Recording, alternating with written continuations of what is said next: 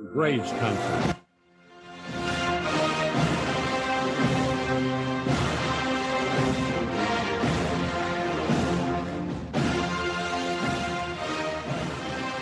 Good morning.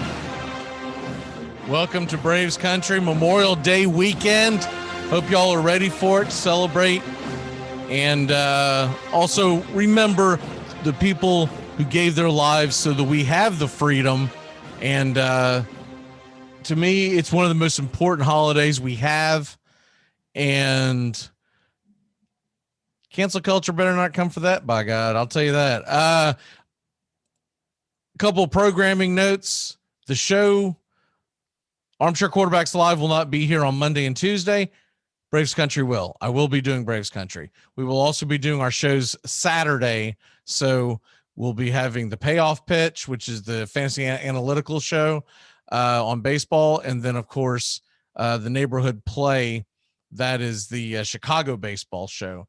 And then a week from today, Friday, June 4th, we will begin the Red Sox, Yankees, Rays AL East show. We have not came up with the name yet. Still kind of spitballing a couple of ideas, but that'll be Timus Wooten, and that'll also be our good friend Angelo.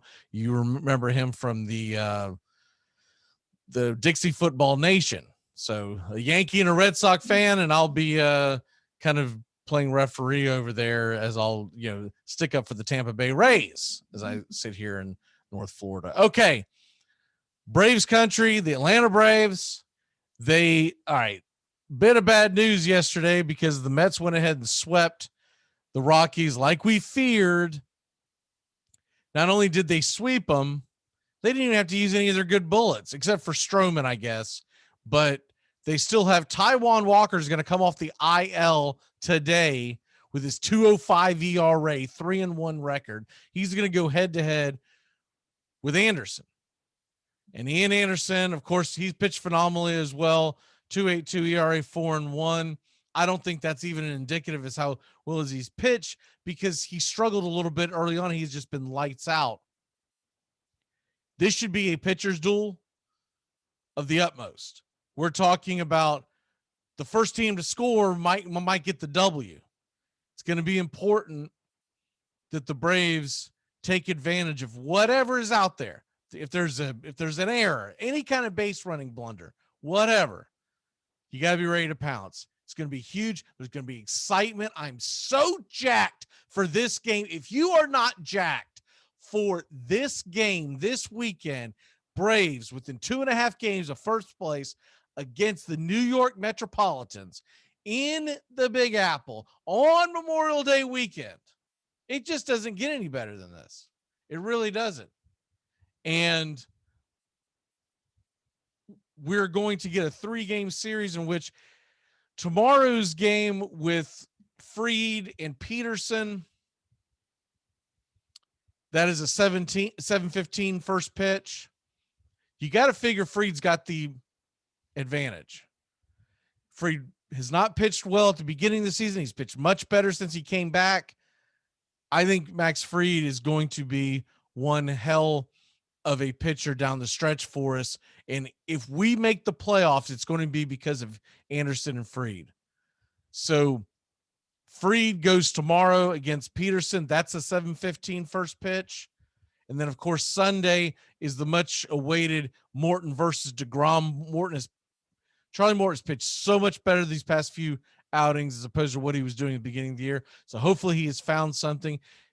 The Mets offense has not been producing a lot of runs, y'all. So this is where the pitching can come in and really hold it down. The Braves shouldn't have to score many runs this weekend to get these W's. It's lined up. Anderson versus Walker, that's a tough matchup, but I like our chances. I'll take our chances with Ian Anderson on just about anyone on the planet. I think Ian Anderson is going to be a phenomenal pitcher for the Atlanta Braves for years to come. He's stepped up in big moments since the moment he came onto the scene last year. Max Fried, I expect him to pitch well. Morton is kind of the wild card, but I expect Charlie Morton to pitch really well on the big stage in New York against DeGrom. These guys normally come out and really take it as a challenge and want to step up in these big moments. Morton is that kind of guy. The Atlanta Braves have a chance to win every single one of these games. Will they? Most likely you're not going to win a 3-game series on the road to the division winner. There's not much of a chance that you're going to sweep them, I should say. But I'm looking at it as that if Atlanta does not win 2 of 3, it's going to be a letdown. Because I think this Atlanta Braves team, even without Ozuna, of course, we know he's going to be out for 5 to 6 weeks, even without d'Arnaud, who was not playing that well, but he was key to the offense and key to that pitching staff. And then, of course, Enoa's injury. Shane Greene might be making an appearance this weekend.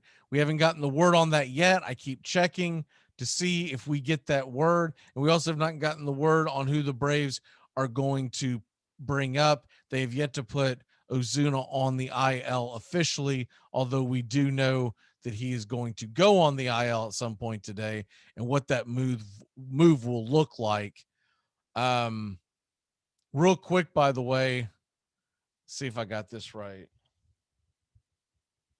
The one thing that we're concerned with today is the chance of rain in the New York City area. And right now, if we go, I gotta take these glasses off, I cannot see. I'll tell you what, there's a very good chance that it's going to get rained out. We're looking at,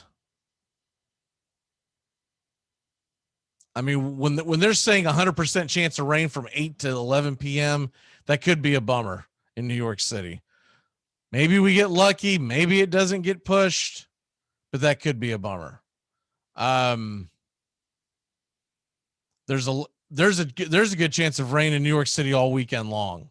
So they're going to have to play around that. We might be looking at some games that get started and stop. So that could put a wear on your bullpen. So that's going to be a key to this weekend that a lot of people probably are not focusing on, is the fact that if we're getting these rain delays, we're getting these rain outs. Could we get a double header?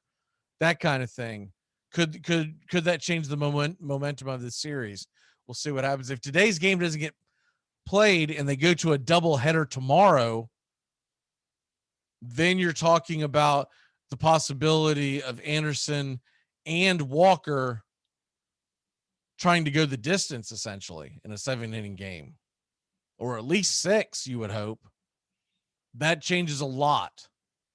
I think the rain is actually advantage Mets, because the Braves, even with the woes they've had, I feel like their bullpen is much stronger than the Mets bullpen. I do believe that they might have a better closer than we do in Diaz, but he has come unraveled from time to time.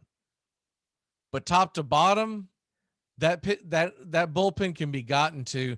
So that'll remain to be seen. But as of right now, we're hoping we get a game tonight at 7, a game tomorrow night at 7, and a game Sunday night at 7. We'll see what happens. Right now, it'll be Walker versus Anderson on tonight, Peterson versus Freddie, then Morton and DeGrom. The big question with Will Smith, he had a great last outing. It was a bang, bang, bang shutdown inning. You like to see that. But is he the long-term answer? Because if Shane Greene comes up this weekend, which I would think he might be, they were pointing towards the end of June, or excuse me, the end of May. If he's ready, you would think they'd want him for the Mets series. We get to the closer position. I am fully on board to doing matchups. Who says it's got to be Will Smith every single 9th inning? Shane Greene has closed. Chris Martin has had some, when he was in Texas, he had some experience closing. Play the matchups. And then possibly, hopefully by the end of July, early August, either someone has definitely stepped up and has made themselves known to be the closer, or you go out and you get an Ian Kennedy type to come in on a trade. So there you have that. And then we are looking, once Ozuna does get pushed down to the IL, we're looking to see who comes up. I'm excited to see that. We'll be back on Monday to talk about this series. Won't keep y'all long today on it, because without knowing what piece we're going to bring up, it's really hard to figure out how they're going to do that lineup. It looks like for the foreseeable future, they're going to continue to run with Acuna, Freddie, and Ozzy, with Riley in the fourth spot, Dansby in the fifth. I still think Freddie needs to be dropped down to 3. I still think that would be the more ideal situation. The more guys with more guys on base when Freddie Freeman comes up, the better. And that's the point of your 3-hole hitter. And you want him there and not the traditional cleanup, because simple fact of the matter is you want that starting pitcher to have to see Freddie the first inning. I'm really hoping Snicker quits out thinking himself and does the smart thing and puts someone up at that 2-hole who will move the batter over. If you don't feel comfortable with Heredia, which I think he would be a phenomenal 2-hitter in this offense, Dansby Swanson's not a terrible choice either. When he hit in the 2-hole 2 seasons ago before he was injured, he did a great job. But anyways, we'll quit being that dead horse. And a lot of people are questioning whether or not Contreras should be where he's at because of his defense. I'm sorry, but look, Contreras is the answer long-term, and he's working on his defense, and we're going to have issues on his defense from time to time, but the talent is there, and he will continue to perform with his bat. If you put like an Alex Jackson behind that plate, who's great defensively, what you're taking away is incredibly below average hitter. I don't want to call him a bad hitter. That's not fair. But below average hitter. You can't put Kevin Smith there. He was literally brought in for defense. He is not a batter per se. Until you get d'Arnaud back, Contreras is the guy. You're just going to have to live with these bumps and bruises. And his ceiling, Contreras, I can see him being very much like his brother. If you're not familiar with his brother that plays for the Cubs, he's arguably at least the second or third best catcher in baseball. I honestly, long-term, I would rather have him than JT Realmuto, because I think his ceiling is so high. I could see Contreras hitting 40 home runs. His brother. William Contreras, jury's still out on that, but he's got that kind of talent to rake in 30. If you get that kind of production from a catcher, you'll live with the defensive gaffes. He'll get better. They'll work with him. He's not a finished product, and that's the take. Go Braves.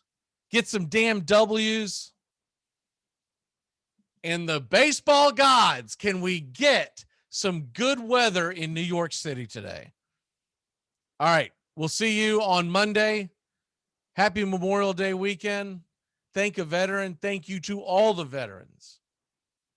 And then, of course, what this day is really about, remember the fallen heroes, the ones that gave their lives so that you and I can do what we do every day, which is freedom. Don't let them take that away from you.